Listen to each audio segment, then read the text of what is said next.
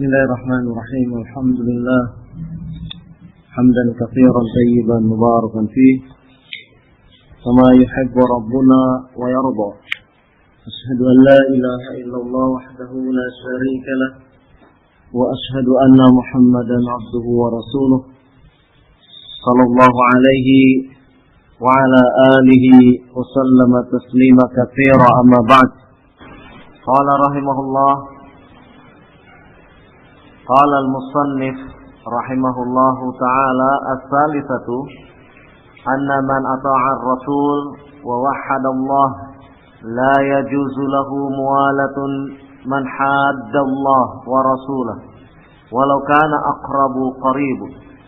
والدليل قوله تعالى لا تجد قوما يؤمنون بالله واليوم الآخر يوادون من حاد الله ورسوله ولو كانوا آباءهم أو أبناءهم أو إخوانهم أو عشيرتهم أولئك كتب في قلوبهم الإيمان وأيدهم بروح منه ويدخلهم جنات تجري من تحتها الأنهار خالدين فيها رضي الله عنهم ورضوا عنه أولئك حزب الله ألا إن حزب الله هم المفلحون. Al-Mujadilah ayat ke-22. Berkata al-musannif, yaitu Syekhul Islam Muhammad bin Abdul Wahhab rahimahullah, prinsip yang ketiga dari seorang muslim yang harus ditaati, dijalankan, ditunaikan di dalam kehidupan sehari-hari. As-salisah yang ketiga, anna man ata'ar rasula wa wahhadallah, barang siapa yang mentaati Allah, mentaati Rasul dan kemudian dia mengesahkan Allah azza wa jalla, la yajuzu lahu muwalatu man haddallaha wa rasulahu, maka tidak boleh bagi dia bermualah, berkasih sayang, menggandeng teman setianya terhadap orang-orang yang menentang Allah wa rasulahu dan rasulnya, walau kana aqrabun qarib, meskipun itu adalah orang terdekatnya. Wa dalilu qauluhu ta'ala, sebagaimana dalil ad-dalilu qaulihi ta'ala, firman Allah subhanahu wa ta'ala, la tajidu qauman, tidaklah engkau akan dapati satu kaum, yu'minuna billahi wal yaumil akhir, di mana mereka beriman kepada Allah dan hari akhir, yuwadduna man haddallaha wa rasulah, yaitu mereka saling berkasih sayang dengan orang-orang yang menentang Allah dan Rasulnya, walau kanu aba'ahum, meskipun mereka adalah bapak-bapak mereka, au abna'ahum, meskipun anak-anak mereka, au ikhwanahum, ataupun saudara-saudara mereka, au ashiratahum, atau keluarga dekat mereka.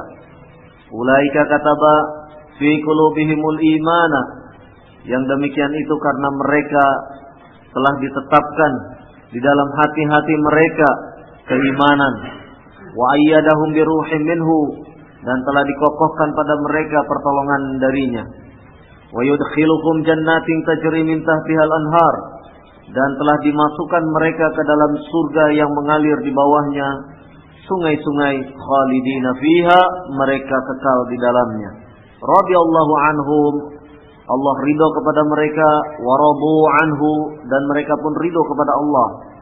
Ulaika hizbullah, mereka itu adalah bala tentara Allah. Ala inna hizballahi, ingatlah, sesungguhnya tentara Allah itulah humul muflihun, mereka adalah golongan yang pasti mendapatkan kemenangan, kejayaan, kesuksesan. Qala hafizahullah ta'ala asy-syarhu, penjelasan dari pernyataan al-musannif rahimahullah, Syekhul Islam Muhammad bin Abdul Wahhab, tentang kalimat anna man ata'ar rasul. Wa hadhihi al-mas'alatu min a'zami qawa'idid din. Masalah ini adalah termasuk salah satu perkara yang amat besar terkait masalah qawaid, kaidah-kaidah ad-din dalam agama. Ini adalah termasuk perkara kawaid, ya, kaidah-kaidah dalam agama. La tadammanaha qa'idatul wala wal bara. Yang meliputi kaidah-kaidah tersebut diantaranya adalah qa'idatul wala wal bara, yaitu kaidah dalam masalah al-wala, ya, memberikan loyalitas, wal bara, dan sikap berlepas diri, ya, tidak memberikan loyalitasnya. Qala fal wala'u, yang dimaksud dengan al-wala, ya, al-hubbu fillah, yaitu mencintai karena Allah, wal munasiratu fihi, dan membantu, ya, membantu kepadanya. Ini al-wala. Adapun pengertian al-bara, huwal bughdu fillah, yaitu membenci karena Allah, wal mu'adatu fihi, dan meletakkan permusuhan karenanya pula. Jadi al-wala wal bara, di mana seseorang harus menyerahkan kecintaannya dan di mana seseorang harus menempatkan sikap benci tersebut. Jangan sampai sesama orang yang beriman menerapkan kebencian, ya, sementara dia bermesra-mesraan ataupun mencintai orang-orang kafir. Ini terbalik sikap al-wala wal bara. Seseorang terhadap sesama muslim, sama orang yang beriman, sedemikian tidak sukanya, tetapi di satu sisi terhadap orang-orang yang memusuhi Allah dan Rasulnya, mereka saling berkasih sayang. Ini adalah tidak patut menempatkan sikap al-wala wal bara. Oleh karena itulah sikap al-wala, kecintaan itu kecintaan yang didasari karena Allah, ya, bukan kecintaan yang didasari oleh kepentingan-kepentingan dunia, tetapi semata-mata cinta itu dilandasi karena Allah. Karena dia adalah seorang yang beriman kepada Allah dan Rasulnya, maka kita mencintainya. Kita mencintainya karena dia adalah seorang yang yuhibbu sunnah, mencintai terhadap sunnah-sunnah Nabi sallallahu alaihi wasallam, mencintai ajaran-ajaran yang telah diamalkan atau diperintahkan oleh Nabi sallallahu alaihi wasallam, maka kita mencintai dia. Dan kebalikannya, sikap al-bughd, yakni kebencian karena Allah pula. Ya, kita membenci dia karena dia adalah termasuk orang-orang yang ingin mematahkan, mematikan sunnah Nabi sallallahu alaihi wasallam. Intinya dia benci kepada Islam, kepada ajaran-ajaran Islam. Maka yang demikian ini al-bughdu fillah, kebencian karena Allah harus ditumbuhkan. Wal mu'adatu fihi, dan permusuhan kepadanya harus ditunjukkan.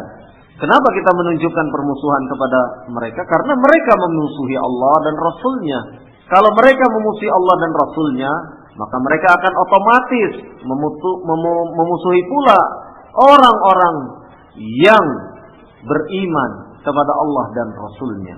Itu sudah hal yang logis, ya, di mana seseorang membenci Allah dan Rasulnya, maka dia akan membenci pula orang-orang yang beriman kepada Allah dan Rasulnya. Lihatlah kisah Ashabul Ukhdud, yaitu mereka orang-orang yang menggali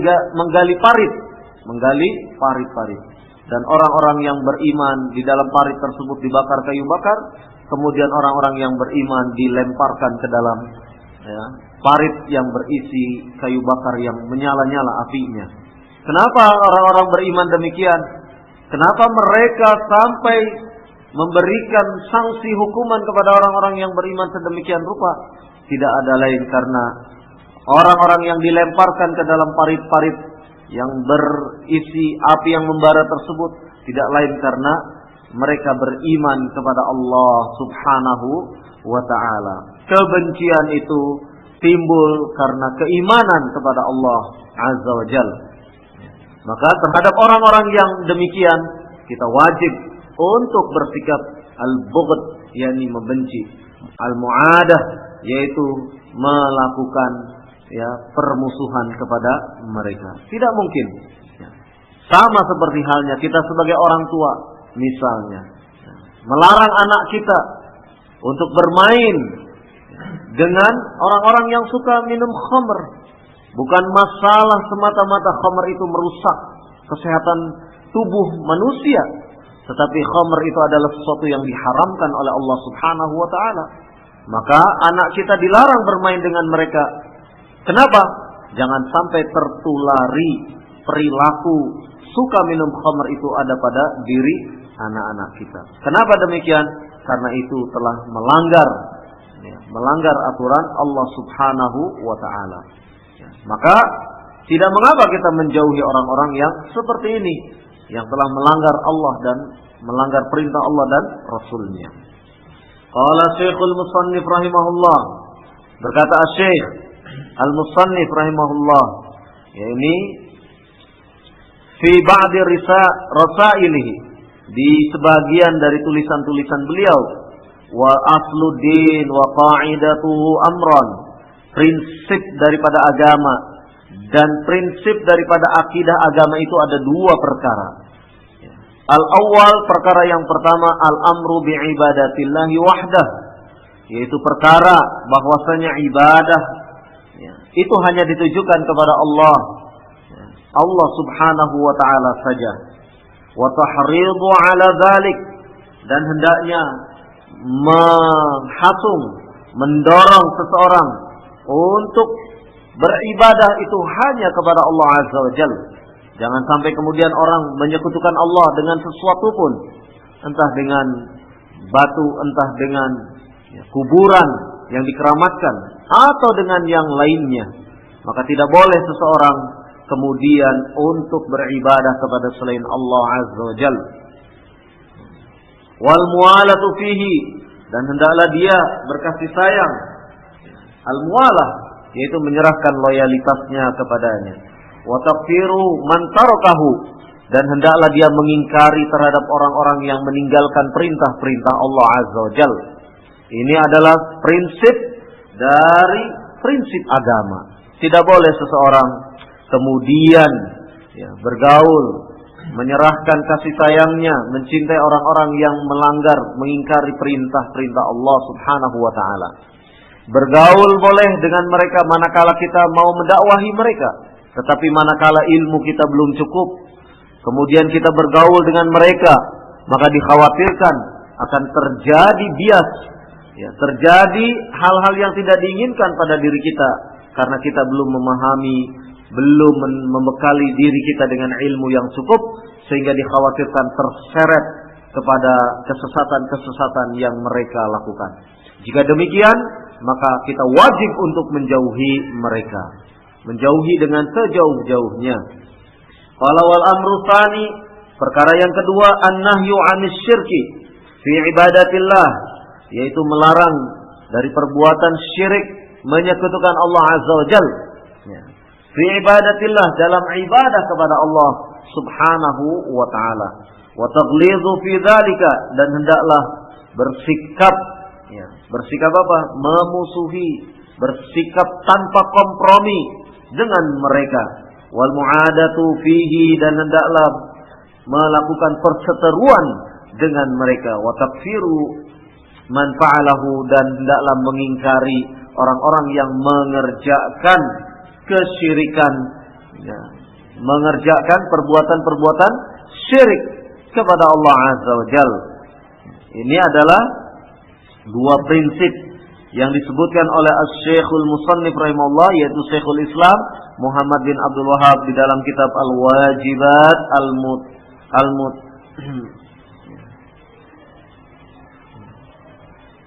Al-Mujibat Al-Muhimmat. Kemudian qauluhu wa anna man ata'a ar-rasul wa wahhadahu Allah, sesungguhnya orang yang mentaati Rasul dan mengesahkan Allah. Al-ibadatu la tusamma ibadatun 'ala al-wajhi as-sahih hatta yajtami'a fiha. Ibadah itu tidaklah akan disebut sebagai bentuk ibadah yang benar, ibadah yang benar, hatta yajtami'a fiha, sehingga terkumpul di dalam kriteria ibadah tersebut hadzanil amran, dua perkara berikut ini. Perkara yang pertama, taatur Rasulillah sallallahu alaihi wasallam. Ya, ibadah tersebut harus ada unsur ketaatan kepada Allah Subhanahu wa taala. Wa ta'ni, yang dimaksud dengan ketaatan kepada Allah Subhanahu wa taala tajridul mutaba'ati lahu sallallahu alaihi wasallam. Tajridul mutaba'ah, yaitu memurnikan ittiba' kepada Nabi sallallahu alaihi wa ala alihi wasallam. Tajrid yaitu memurnikan mutaba'ah, mengikuti Nabi sallallahu alaihi wasallam, itu harus murni. Wa tauhidullah, dan hendaklah mengesahkan Allah.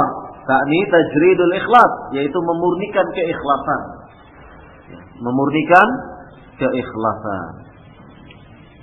Sehingga dengan demikian seorang yang ikhlas harus shafi.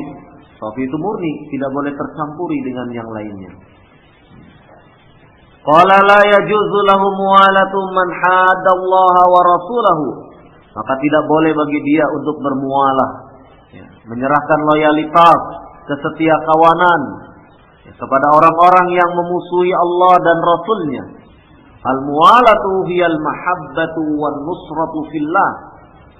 Yang dimaksud mualah adalah al-mahabbah, kecintaan, wan nusrah, membantu, menolong, fillah, karena Allah. Wa hiyal muwadatu, maka semua itu didasari oleh karena muwadah, kasih sayang. Tidak mungkin seseorang membantu kepada saudaranya tanpa dilandasi oleh kasih sayang. Kalau tidak dilandasi oleh kasih sayang, dilandasi oleh unsur-unsur keduniaan, maka begitu unsur-unsur keduniaan ini sudah tidak ada, maka dia tidak akan lagi menjadi orang yang saling berkasih sayang. Dia kelihatan runtang-runtung kemana-mana dengan fulan, Alan wa fulan, kemana-mana berdua. Karena si Alan ini adalah orang kaya, fulan adalah orang yang membutuhkan kepada Alan. Begitu Alan tidak punya lagi uang, tidak ada lagi pada dia hal-hal yang sifatnya finansial, maka Alan pun menjauh. Ini adalah hubungan kedekatan yang didasari oleh adanya unsur keduniaan. Unsur keduniaan. Maka yang demikian ini bukanlah al-muwalah, bukanlah dia saling menyerahkan loyalitas, menyerahkan kasih sayangnya, tetapi dia semata-mata karena unsur-unsur keduniaan. Qala li anna al-hubb fillahi wal bughdu fillah, karena sesungguhnya mencintai karena Allah dan benci pun harus karena Allah. Sama seperti tadi mencintai karena adanya seseorang memiliki harta kekayaan, demikian juga ketika membenci bukan karena alasan keduniaan membencinya itu, tetapi benci semata-mata karena Allah. Apa benci dengan alasan keduniaan? Yaitu tadi, dia membenci karena apa? Karena dia orang miskin, tidak punya kemampuan untuk hal-hal yang sifatnya finansial, maka dia tidak senang kepada orang seperti itu. Maka yang demikian ini bencinya karena dunia. Tetapi hendaklah kebencian itu dilandasi karena Allah. Seperti misalnya kita membenci kepada kaum kafir. Kenapa? Karena orang-orang kafir adalah orang-orang yang memusuhi Allah dan Rasulnya. Karena orang kafir adalah orang-orang yang dia menyekutukan Allah Azza wa Jalla. Kita membencinya. Kita membenci kepada orang-orang yang suka menyembah kepada kuburan, datang meminta-minta kepada kuburan. Padahal penghuni kubur itu sendiri sedang apa? Sedang mempersiapkan dirinya, apakah dia termasuk orang yang berhasil ataukah tidak. Sibuk dengan dirinya. Bagaimana mungkin orang yang sibuk dengan dirinya kemudian dimintai pertolongan? Dan apalagi dia adalah sudah dalam keadaan mati, berbeda alam dengan orang yang memintanya. Maka oleh karena itulah seseorang yang meminta-minta kepada kuburan adalah orang yang melakukan persekutuan kepada Allah Azza wa Jalla. Yang demikian ini kita hendaklah tidak boleh bermualah, menyerahkan kasih sayang kita kepada orang-orang seperti itu. Jadi benci kita adalah benci karena Allah, karena orang tersebut suka melanggar apa yang diperintahkan Allah Azza wa Jalla. Qala subhanahu wa qala sallallahu alaihi wasallam. Berkata Nabi sallallahu alaihi wa ala alihi wasallam, "Man ahabba fillah wa abghada fillah wa a'ta lillah wa mana'a lillah faqad istakmala al-imana." Barang siapa man ahabba fillah, barang siapa yang mencintai karena Allah, wa abghada fillah, dan benci pun karena Allah, wa a'ta lillah, memberi pun karena Allah. Ya, memberi karena Allah, tidak mengharapkan ya, agar apa yang telah diberikannya kemudian ya, menjadi apa? Ya, agar diharapkan dengan memberi ya, sesuatu kemudian akan mendapatkan sesuatu lagi, sesuatu yang lebih besar misalnya. Maka ini wa'a'ta lillah, hendaklah kita memberi kepada teman kita, kepada saudara kita, kepada fakir miskin adalah didasari karena Allah. Kenapa? Apa maksudnya didasari karena Allah? Karena Allah memang memerintahkan kita. Allah memerintahkan kita untuk bersikap karim, dermawan, ya, bersikap pemurah, memiliki hati yang pemurah kepada sesama manusia. Wa mana'a lillah, dan mencegah pun, melarang karena Allah pula. Ya, kita melarang orang minum khamar bukan semata-mata itu karena khamar itu mengganggu kesehatan tubuh manusia, tidak. Tetapi lebih daripada itu, karena orang meminum khamar berarti orang melakukan maksiat kepada Allah Azza wa Jalla, melakukan kedurhakaan kepada Allah Azza wa Jalla. Allah yang telah menciptakannya didurhakai, ditentang ya, perintah-perintahnya, termasuk diantaranya perintah untuk tidak minum khamar. Wa mana'a lillah, oleh karena itulah kita mencegah pun karena Allah. Ya, jangan sampai kemudian kita mencegah karena ada unsur-unsur yang lainnya, unsur-unsur keduniaan. Ya. Jadi menindak ya karena Allah. Jangan mau ditindak melihat amplopnya tebal, ya, tindakannya tidak jadi. Ya. Dulu waktu zaman reformasi banyak pohon-pohon jati ditebangi oleh penebang liar, dijual murah. Ya. Maka banyak orang-orang yang membangun rumah mewah, mobilnya baru, wah, dealer mobil motor habis, ya, yang nabung di bank-bank pun banyak, ya, karena jutaan harganya pohon jati. Ya. Banyak orang yang mendadak kaya, ya. Kaya karena apa? Kaya dengan gaya Spanyol, separuhnya nyolong. Ya. Itu musim dulu seperti itu. Ya. Maka ini adalah ya, dia orang yang berusaha untuk mencegahnya. Ya. Ya. Petugas-petugas yang mencegahnya disuap. Ya. Maka mencegah yang demikian menjadi hal yang memprihatinkan. Qala faqad istakmala al-iman, maka orang yang telah melakukan amalan hati mencintai karena Allah, membenci karena Allah, baik amalan hati maupun amalan yang sifatnya lahiriah, mencintai karena Allah, membenci karena Allah, memberi karena Allah, mencegah pun tidak memberikan sesuatu karena Allah pula. Qad istakmalal iman, maka orang yang demikian ini akan mendapatkan kesempurnaan iman. Akan mendapatkan kesempurnaan iman.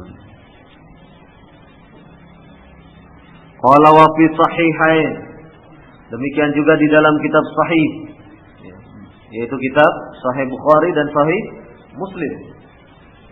An Anas radhiyallahu anhu, dari sahabat Anas bin Malik radhiyallahu anhu, anna Rasulullah sallallahu alaihi wasallam qala, sesungguhnya Rasulullah sallallahu alaihi wasallam telah bersabda, salatun man kunna fihi wajada halawatal iman.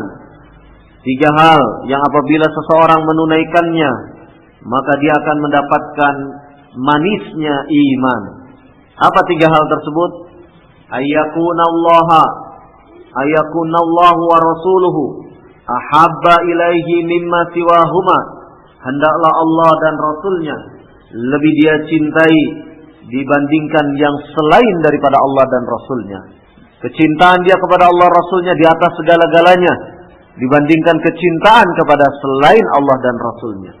Ini yang pertama. Yang kedua, wa ayyuhibbal mar'a la yuhibbuhu illa lillah.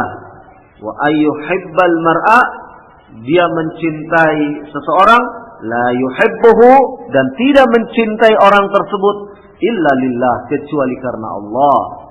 Mencintainya karena Allah.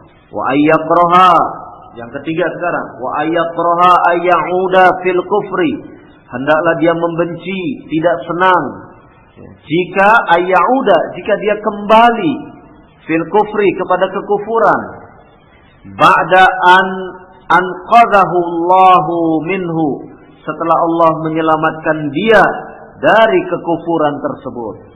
Kama yakrahu, sebagaimana dia membenci ayyuk zafa finnar, untuk dilemparkan ke dalam api neraka.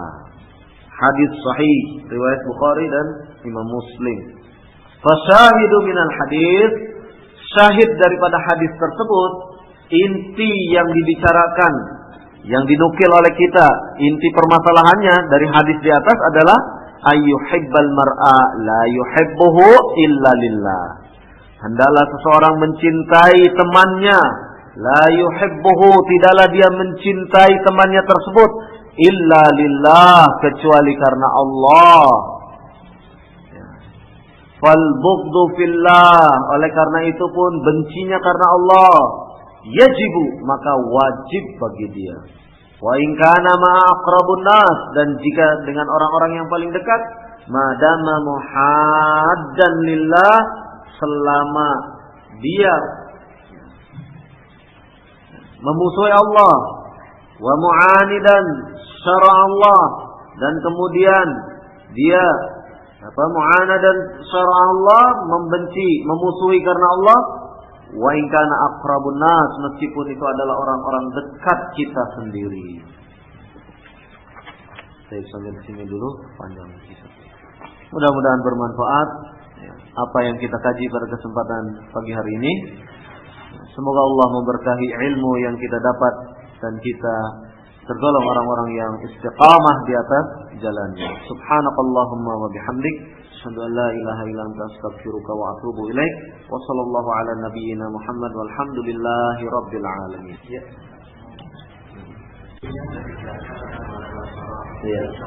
Dalam hal ini muamalahnya seperti kita misalnya dengan orang-orang kafir, dengan orang Yahudi, dengan orang Nasara, muamalah sebatas keperluan-keperluan kita. Misalnya dalam bisnis, kita boleh bermuamalah dengan orang Yahudi, sebagaimana juga Rasulullah Shallallahu Alaihi Wasallam bermuamalah dengan orang Yahudi. Sampai Rasulullah Shallallahu Alaihi Wasallam meninggal dunia, baju perang beliau masih tergadai pada orang Yahudi. Itu artinya apa? Artinya Rasulullah bermuamalah dengan orang-orang kafir. Tetapi apa? Sebatas muamalah. Dan tidak ada perasaan di dalam diri kita mencintai dia. Mencintai dia, tidak ada. Jadi kalau saya katakan mencintai dia, kita sudah paham kan? Merasakan terhadap orang-orang yang beriman kita lebih mencintai, kan begitu. Ingin dibuktikan? Ya dibuktikan misalnya kerusuhan rasial. Kan contoh begitu. Saudara kita di Palestina dianiaya Yahudi, kita serenyuh. Itu namanya muamalah. Beda dengan orang-orang Cina. Misalnya di Tiananmen dibantai, kita nggak ada perasaan apa-apa kepada mereka. Kan begitu. Ini untuk menunjukkan bedanya mualatul terhadap orang-orang yang beriman, orang sama muslim dengan orang yang tidak, atau orang-orang kafir. Jadi hubungannya sebatas muamalah dia. Begitu juga dengan orang-orang hizbiyun. Kita lihat, kita perhatikan. Selama itu orang-orang yang dia baru mengikuti saja, bukan merupakan kader pentolan yang memang dia sudah bisa mempengaruhi orang. Kita bermuamalah biasa, memberi salam. Tidak boleh kemudian kita menghajarnya, mendiamkannya. Dia salam tidak kita jawab. Tidak boleh seperti itu. Kita tetap memberi salam, bersalaman, menanyakan kabarnya bagaimana. Dan kalau bisa kita dakwahi, diajak kepada al-haq, kepada yang benar, kita dakwah. Berbeda dengan orang yang di situ sudah merupakan misalnya pimpinannya, pentolannya, yang dia memang kehizbiyahannya itu sudah karaten lah sebenarnya, sudah berkarat di dalam hatinya. Diajak kepada al-haq pun dia masih taklid dengan imamnya misalnya. Yang demikian ini sudah biasa. Kita jangan berdekatan dengan yang seperti itu. Karena kalaupun kita berteman dengan dia, ini seperti berteman dengan pandai besi yang diibaratkan oleh Rasulullah Sallallahu Alaihi Wasallam. Berteman dengan pandai besi, ima baju kita kena baunya kita sedap, atau baju kita malah terbakar, kan begitu. Itu dalam hal menyikapi orang-orang yang seperti itu. Muslim dalam pengertian kita lihat orangnya, dia kader atau bukan, kader yang mempengaruhi kita atau tidak. Kalau dia sebatas hanya baru ikut-ikutan, itu kita sikapi sebagai muslim awam. Tapi kalau kita dekati, ternyata dia mendekati kita supaya mengajak kepada pemahaman hizbiyah, ya kita tinggalkan dia. Tidak boleh kita bermuamalah dengan mereka. Dalam pengertian muamalah berdekat-dekatan, kemudian mendiskusikan agama, ini berbahaya yang semacam itu. Kalau kita memiliki kekuatan ilmu, itu lain masalahnya. Sebagaimana disampaikan oleh Abdullah bin Abbas yang memiliki keutamaan ilmu, datang ke orang-orang Khawarij, kemudian menasehatinya, kemudian melakukan satu bentuk munaqashah. Karena Abdullah bin Abbas adalah orang yang pandai, orang yang memiliki keilmuan yang tinggi, sehingga sebagian dari orang-orang Khawarij itu bertobat. Jangan kemudian kita masih punya ilmu sedikit kemudian tertantang tenteng. Ini yang tidak boleh. Ya, lebih bagus kita hindari untuk menyelamatkan agama kita daripada kemudian kita memberanikan diri sementara bekal keilmuan kita tidak baik. Ini kalau teman muamalah kita itu adalah orang-orang yang sudah merupakan pentolan-pentolan dari kelompok hizbinya tersebut.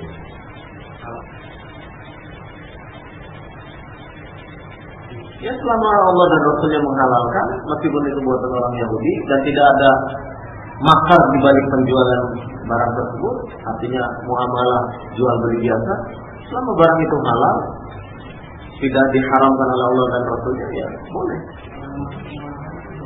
Ya misalnya orang Yahudi melakukan makar misalnya menjual minuman tapi di situ ada hal-hal yang terlarang untuk merusak misalnya kaum muslimin, entah dengan cara memberi bonus, minuman keras kan, memberi apa, yang intinya merusak, maka itu jual beli yang demikian harus ditinggalkan. Tapi selama jual beli biasa, kita beli buku, kita beli misalnya apa, diberi uangnya, kemudian itu setelah itu putus, tidak ada hubungan, itu boleh-boleh saja.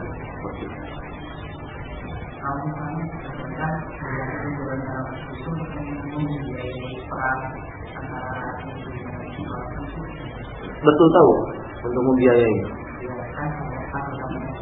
Sekarang produk Yahudinya apa misalnya? Apa?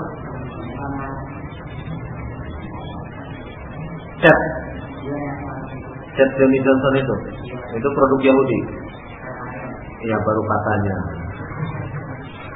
Ya kalau ada produk lain yang itu adalah produk Muslim, kita pilih yang produk Muslim dengan kualitas yang tidak jauh berbeda, harga yang tidak jauh berbeda misalnya. Ya pilih produk Muslim. Boleh seperti itu. Itu lebih utama. Wallahu a'lam produk-produk mana yang digunakan untuk membiayai orang-orang Yahudi. Karena biasanya itu baru berita dan beritanya. Katanya Coca-Cola dari orang Yahudi. Nggak tahu Coca-Cola pabriknya di Islam Barawa, dekat Ungaran apa. Apa ada orang Yahudinya di situ? Tapi kadang-kadang kaum muslimin ya harus hati-hati, jangan kita menuduh orang Yahudi sebagian kaum muslimin ikut-ikutan Yahudi. Dari mana ikut-ikutan Yahudi? Dari pola perilakunya anti Yahudi, tapi sebetulnya dia melakukan cara-cara Yahudi. Kan begitu. Itu yang tidak boleh. Ya seperti orang demonstrasi boikot produk Amerika, Ketika dia menuliskan seruan untuk boikot produk Amerika, dia sendiri menulis dengan Microsoft Word. Nah, Microsoft Word itu dari mana? Dia sendiri tidak konsisten dengan apa yang dia serukan. Kan begitu. Kita jadi balik bertanya kepada mereka. Padahal yang halal ya tetap katakan halal. Jangan kemudian kita apa istilahnya? Ya itu tadi mana afilah. Kita mencegah itu karena Allah, bukan karena sentimen hal-hal tertentu. Tapi betul-betul dilandasi oleh ilmu. Coca-Cola halal, ya halal sudah. Jangan kemudian kita mengharamkannya. Kan begitu. Nanti malah kita membuat hukum sendiri, mengharamkan apa yang dihalalkan oleh Allah Subhanahu wa ta'ala. Dan ini adalah ciri-ciri orang, sifat-sifat karakter jahiliyah. Wallahu a'lam.